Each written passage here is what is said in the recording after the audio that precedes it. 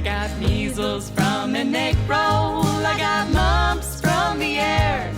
I got mono from your cousin, from that drink we shared. I got shingles and they tingle, and rabies from your cat. But that don't mean I'm gonna change a thing, 'cause I ain't gonna get a vax. No, no, I ain't gonna get a vax. I got tetanus from a loose screw. I got hep B from a ghost. I got meningitis from a bumblebee, and that one hurt the most. I got common cold from your mama, influenza from Uncle Jack. But that don't mean I'm gonna change a thing, 'cause I ain't gonna get a vax. So no, I ain't gonna get a vax. A taste of egg roll for you from Griefcat, Louisa Hall, and Annie Nardolilli. They're the winners of an Honorable Mention Award in the music video category of the 37th Annual Mid-Atlantic Song Contest. And I'm happy to have Louisa and Annie here with me to talk about that and much more. Congratulations to both of you. Thank you. Thank you. That vaccine song that we just saw a portion of the video was originally titled Egg Roll. And I think it's interesting story about why that is, because at least to me, it tells me a lot about the way that the two of you write songs together.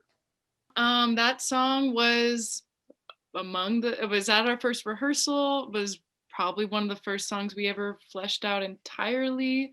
I think other things that came out of that rehearsal were probably just like little scraps, just kind of feeling ourselves. But during that rehearsal, Louisa ordered egg rolls from this really, really awesome egg roll place that she used to live near. And so we were practicing, and then we ate our egg rolls, and then 2 hours later, Louisa had an egg roll that she didn't finish, but was sort of just sitting out. And then as we were cleaning up, she said, "Do you want that egg roll?" And I said, "No, it's probably going to give me measles. Like, it's been sitting out for 2 hours. I'm not going to eat a cold, dusty egg roll." And then I got measles from an egg roll, just came out of the sky. And then we ended up just running with it for the next hour, just coming up with the most ridiculous things. And then it became a song about vaccines. And I will say one of the fun things about that is, so with the way that we write, we're always, I always have my phone nearby because I'm a phone addict, but I use the voice memos app all the time. And so I always hit record whenever we're doing anything that I think is like kind of funny, or like if I'm just feeling it, or I just hit record sometimes. And so I actually captured a recording of us figuring out that song. And so the first time we're singing it through all the way, we actually have that on the album. I think it's Egg Roll Demo. And that's actually the recording of us as we were finishing writing the song. And like, I'm trying to figure out harmonies. It sounds like complete trash, but we are just dying laughing the whole time. You guys have worked together since about a year ago, right? When was it that you got together first? I think we're almost coming up on 2 years. 2 years. Almost, because it was spring of 2019 that we finally bit the bullet. We'd been talking about doing Griefcat since probably like 2017 or so. But we finally decided, after hearing multiple people being like, "Oh, if you like her, you'll love Nardolilli." And like, I think Annie had the same experience. Like, if you like her, you'll love Louisa Hall. And so after getting enough of those, we decided, you know what, let's do the damn thing. And we decided to become a band. Were they right? What was it that, Annie, what was it that you liked about Louisa? Well, I think when we first met, and correct me if I'm wrong, Louisa, like 2015 or so, we met at a comedy music hybrid event in Adams Morgan. And Louisa, I heard her play her song Barista Boyfriend, which is a very funny song about a hot guy with a job. And then I had a song called Hot Park Ranger, which is a funny song about a hot guy with a job. And so it was like, wow, we're kindred spirits. And then exactly, I would play shows and people would say, "Oh, you sound a lot like Louisa." And I'm like, "Oh my gosh, she's the best," and vice versa. And then I loved, towards the end of sort of wrapping up Nardolilli, which is my solo project, and then going into Griefcat, people would still say, "Oh, if you loved her, you got to listen to Louisa Hall." And I was like, you don't have to choose anymore. You can listen to us both at the same time because we just started a band. Yeah. Is it twice as easy or twice as hard to write songs together as a duo as you do? Easy. Way easier. It's so much easier. Why is that? Anytime I throw any sort of idea out there, she's supportive of it. Like, so we just keep building on these ideas where, you know, and then even if the ideas are completely absurd, you know, so like we wrote a song about bidets. Like, I never would have done that on my own, ever. Summer of my sophomore year, I studied far away. I wanted to improve my French and hang out in Marseille. And in every bistro, every household, every cafe, that's where I discovered the beauty of bidets. My bidet, bidet, bidet, bidet, bidet, bidet, bidet.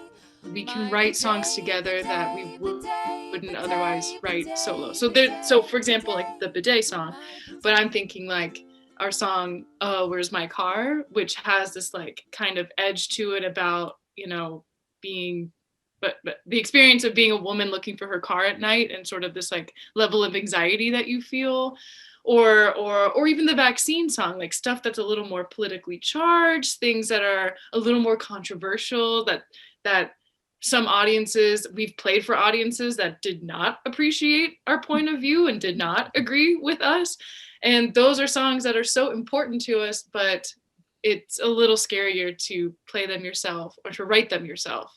And when I write with Louisa, it's like, the possibilities open up, and I know that, well, I might get scared on stage, but I'll just look over at Louisa, and as long as I'm having fun with her, who cares if people are just crickets out front, or or hopefully they're completely delighted, you know. But at least at the end of the day, we get to go home with like our, you know, we got to say what we wanted to say, we got to sing what we wanted to sing, and we get to have that extra boost of confidence doing it with another person. Nailed it. One of the things that makes it hard to do that is not being in person, not to be in the same room to practice that. So how have you been able to maintain or build on that during the pandemic when you can't necessarily be face to face like that? I mean, I'd say that's been a really big challenge. The pandemic has definitely tested us in that way. Like we, you know, for a while, like when it was warmer outside, we were able to do distanced outdoor rehearsals. But we haven't been able to do that in quite some time. So it's kind of a bummer, you know, like I have to be apart from my bandmate, and it's a lot harder to write together at a distance. We haven't really figured out the best way to do that, because a lot of what we do, it is so reliant on being together in a room and just riffing and recording and all of that. So it's been a challenge. And one thing that I think has actually been really helpful is the fact that we did release material at the beginning of the pandemic. We've been able to kind of promote that a little bit. We've been able to take part in contests and things like that. So it's kind of really helped with some of the momentum. So we're able to keep going. Luckily, we have enough music that we can, you know, once it's safe, we can go in and we can record another full album. So it's nice that we have that kind of ready to go. And then when the numbers were a little bit more down pandemic wise, we were able to actually record a song together. So we do have another song that's just about ready to go. It's being mixed right now that we will be able to release in the near future. So that's been helpful. The fact that we had so much content and the fact that we were really kind of putting a lot together, but really not being together has been pretty heartbreaking for me. I think maybe the last time you guys were back out there live was when I last saw you perform live in the park in Falls Church back in September, it was, I think. That was it. We recorded a show there that was great fun. And that is where I learned that Griefcat has two kinds of songs, funny songs and saddies. And I want to talk about the Funnies first. And one of the examples of that from that show was a song about, a song that, as Louisa put it, all the women in the audience would immediately know what was going on, even if the men didn't. What was that about, Louisa? So that song is called Hey There Girl, and it's about all of those messages you get in your inbox and Facebook or Instagram of people selling their multi-level marketing stuff.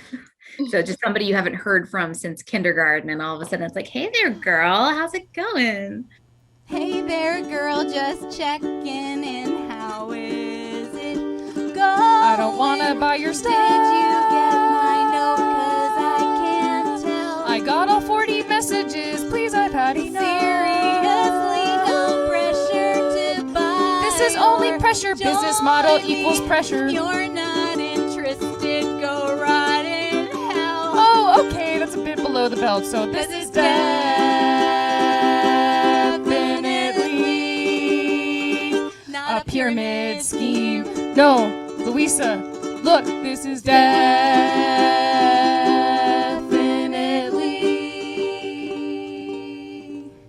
a pyramid scheme. Thank you. And then the other kind of song you guys call your saddies. And some of them are sad, and some of them are not that sad. There's a breakup song that you did that you won an award for in the contest as well. This is Leading Lady. It won an honorable mention in the adult contemporary category. And it's not the kind of breakup song that most people expect, because the message in this one is a little more uplifting than it is depressing. I don't want to be someone who settles. I won't be someone who's settled for.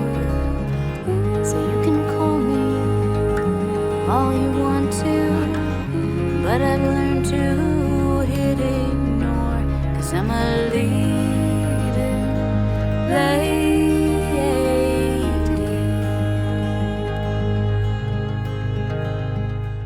That was a song that Louisa had written.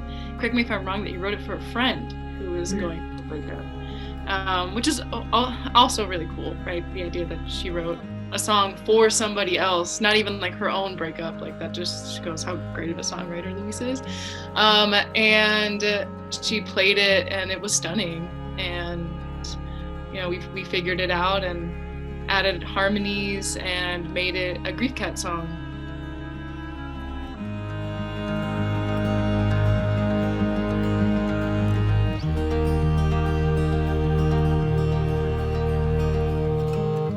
I don't want to be someone who settles. I won't be someone who's settled for. So you can call me all you want to, but I've learned to hit ignore. 'Cause I'm a leading lady. Being able to bring a song like that, because that's a song that I would have been too honestly afraid to kind of sing by myself. It's very vulnerable. And so being able to bring the bones of that to Annie and then like turn it into like a real song, for me, that kind of shows like the power of Griefcat, you know? And that brings me to the burning question that I've had since I met you guys for the first time back there in the park in September. And that is, what the heck does Griefcat mean? So Griefcat is based on, there's this German concept that I'm going to mispronounce called, I think it's Kummerspeck, and it translates literally to grief bacon, which is the weight that you gain from emotional eating. And so a Griefcat is the cat that you gain or adopt after a breakup because you're sad and you just want a cat. So, and so I have a Griefcat, and he's lovely. He's been with me for quite a few years now. Well, I hope that that both of you and everybody else that's listening out there will get a vax soon, and that we will be seeing Griefcat live and in person, working together very soon. Louisa and Annie, thank you so much for being with me today, and continued good luck with everything. Thank you so much. But that don't mean I'm gonna change a thing, 'cause I ain't gonna get a vax, no, no. I ain't gonna get a vax, no, no. And I ain't gonna wear a mask.